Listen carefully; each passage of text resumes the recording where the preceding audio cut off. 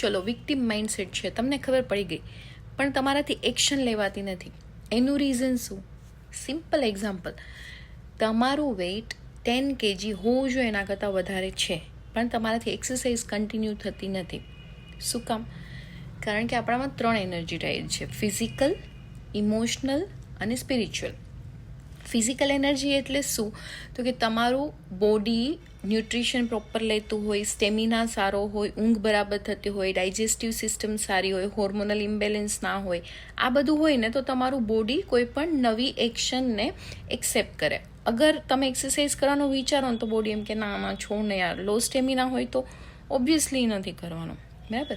Second is emotional energy. તમે અગર પ્રેશરમાં કરતા હો કે મારે કરવું જ જોઈએ, હવે તો જો મારું બોડી અરીસામાં જોવા જેવું નથી, અથવા ગિલ્ટમાં કે યાર હું દર વખતે ચાલુ કરું પણ મારાથી કન્ટિન્યુ જ નથી થતી, અથવા પાસ્ટ એક્સપિરિયન્સ આ છે તે છે લઈને, તો તમે શું જેવું એક્શન લેવાનું ચાલુ કરશો ને તો માઇન્ડ રેઝિસ્ટ કરશે. Third is spiritual. અગર તમને એ વસ્તુનો પર્પસ નહીં હોય, કે કરવાની મજા નહીં આવતી હોય, અથવા તો આના થ્રુ મારી સેલ્ફ કેર થાય છે એવું તમને એકદમ દ્રઢ રીતે ખબર નહીં હોય, તો તમને પર્પસ નહીં હોય તો તમારો સોલ કનેક્ટ નહીં થાય. એટલે આ ત્રણેયનું અલાઇનમેન્ટ નહીં હોય, જો ફિઝિકલી નહીં હોય તો બોડી રેઝિસ્ટ કરશે, ઇમોશનલ નહીં હોય તો માઇન્ડ રેઝિસ્ટ કરશે, અને સ્પિરિચ્યુઅલ નહીં હોય તો સોલ રેઝિસ્ટ કરશે. કન્સિસ્ટન્સી નહીં રહે, હે ને. ચેક યોર એનર્જી ક્યાં અટકે છે, then work on it. Stay tuned.